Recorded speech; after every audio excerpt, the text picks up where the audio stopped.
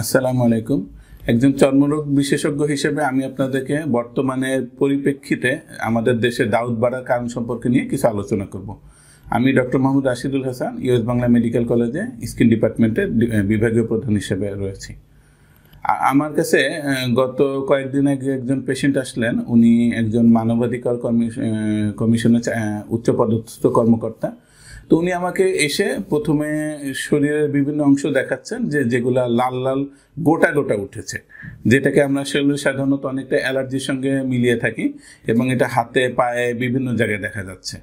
তো আমি ওনাকে জিজ্ঞেস করলাম, আপনার কি সমস্যা হচ্ছে? উনি বলছেন যে আসলে খুব মারাত্মক পরিমাণে চুলকাচ্ছে। এবং আমি জিজ্ঞেস করলাম কতদিন? উনি বলছেন যে প্রায় 1.5 বছর মতো। তো 1.5 বছর ধরে কোনো ধরনের চর্মরোগ আছে বা অ্যালার্জি আছে, যেটা উনি বলছেন যে কিছু সময় সেরে থাকে, দেখা যায় মাসের 10 দিন সারছে, তো 20 দিন আবার হচ্ছে। তো উনি আবার ওষুধ খাচ্ছেন। তো আমি ওনাকে যখন প্রেসক্রিপশন সার্চ করলাম, তো কিছু কিছু প্রেসক্রিপশন দিলেন। বেশিরভাগ প্রেসক্রিপশনই দেখা যাচ্ছে যে নিকটস্থ ফার্মেসির থেকে প্রেসক্রিপশন ঠিক না, মানে ওষুধগুলোর কৌটা বা এরকম স্যাম্পল নিয়ে এসেছেন। অনেক ক্ষেত্রে কিছু আমাদের তথাকথিত কোয়াক ডাক্তার বা এলাকার যে ভিলেজ ডক্টর, তারা যে চিকিৎসা বা হাতে লিখে দিয়েছেন সেসব প্রেসক্রিপশনও দেখলাম। তো আমার কাছে এটা আসলে একটা আমাদের সমাজের একটা প্রতিচ্ছবি। উনি যে একমাত্র এরকম ব্যক্তি তা না, সবগুলা ওনার মলম বা এরকম প্রেসক্রিপশনের মধ্যে যে ছবি, সবগুলোর মধ্যে বিভিন্ন ধরনের যে মলম ব্যবহার হয়েছে, মলমগুলোর মধ্যে স্টেরয়েড জাতীয় উপাদান আছে। স্টেরয়েড আসলে একটি খুবই প্রয়োজনীয় জিনিস, যদিও চর্মরোগের ক্ষেত্রে স্টেরয়েডের বহুল ব্যবহার হয়ে গেছে। এবং স্টেরয়েড কিছু কিছু মলমের গুলো রয়ে গেছে, কিছু অংশ অ্যান্টিফাঙ্গাল, কিছু অংশ স্টেরয়েড, আর কিছু কিছু মলম একেবারে কমপ্লিট স্টেরয়েড। তো এই মলমগুলো যখন উনি ব্যবহার করছেন, তো দেখা যাচ্ছে মলম ব্যবহার করলে স্টেরয়েডের কারণে কিন্তু চুলকানি, যে কোনো ধরনের চুলকানি সাময়িকভাবে রিলিফ দেয়, খুব তাড়াতাড়ি কমে যায়।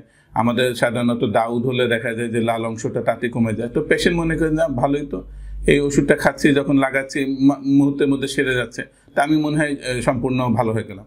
তো এই রোগীর ক্ষেত্রে যেই ঘটনাটা ঘটেছে, উনি যখন 10 দিন রেগুলার লাগাচ্ছেন, 10 দিন লাগালে দেখা যাচ্ছে খুব ভালো, এরপর অফ করে দিচ্ছেন, 5 দিন পরে আবার অ্যাপিয়ার করছে, এরপর আবার উনি লাগাচ্ছেন, তো এই মলমে আর কাজ করছে না, তখন উনি আবার আরেকজন কোয়াক ডাক্তার কাছে যাচ্ছেন, সে আরেকটা চেঞ্জ করে দিচ্ছে, তো এইটাতে আবার 10 দিন ভালো থাকছেন, তো আবার হচ্ছে।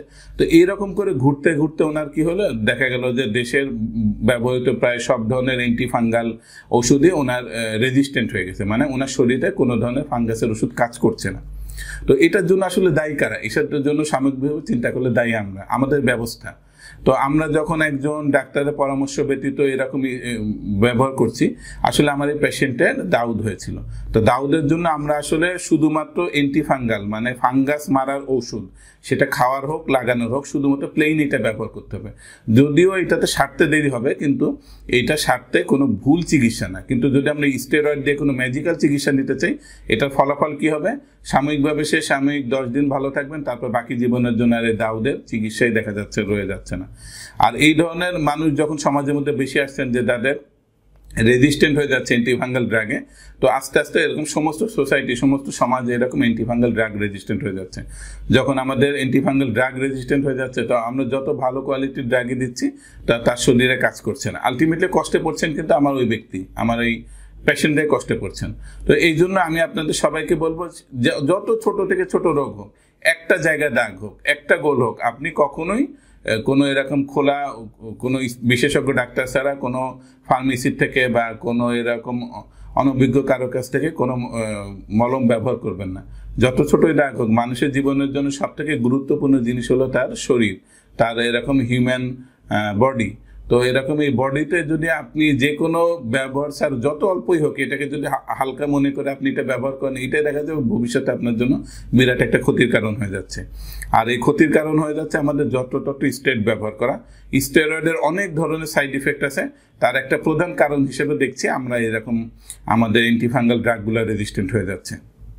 অ্যান্টিফাঙ্গাল ড্রাগ, এই যে ফাঙ্গাসের এই প্রবণতা বা দাউদ হওয়ার এই প্রবণতা, এটা কিন্তু সারা বিশ্বে অত বেশি নাই। ফার্স্ট ওয়ার্ল্ডে ধরেন ইউরোপ, আমেরিকা, অস্ট্রেলিয়াতে আমাদের যখন আমরা মেডিকেল কনফারেন্সে যাই, তাদের ডাক্তারদের সঙ্গে কথা বলি, তারা এই সমস্যাগুলো এতভাবে ফেস করেন না, কারণ তাদের দেশে প্রেসক্রিপশন ছাড়া কোনো মেডিসিন বিক্রি হয় না।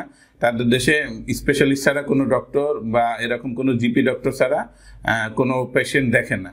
তো যার ফলে পেশেন্ট কোনো ওষুধও কিনতে পারেন না, এবং যার ফলে মিস ইউজ হয় না, যার ফলে এরকম কোনো রেজিস্ট্যান্ট হওয়ার সম্ভাবনা কম। কিন্তু এই রেজিস্ট্যান্ট হওয়াটা আমাদের দেশে পার্শ্ববর্তী ইন্ডিয়াতে, যেখানে এরকম উইদাউট প্রেসক্রিপশনে মেডিসিন বিক্রি হচ্ছে, তো সেখানে এরকম বেশি বেড়ে যাচ্ছে। এই জন্য আমি সচেতনতা আসতে বলবো আমার পেশেন্টদেরকেই। কেননা শরীর আপনার, রোগ হলে আপনারই কষ্ট করতে হবে, আপনারই কষ্টে থাকতে হবে, আপনারই পয়সা খরচ হবে, আপনারই সব ধরনের সমস্যা করবেন। এর জন্য নিজের জীবনকে ভালোবাসুন এবং স্টেরয়েড ব্যবহার করার ব্যাপারে সচেতন হন। ধন্যবাদ।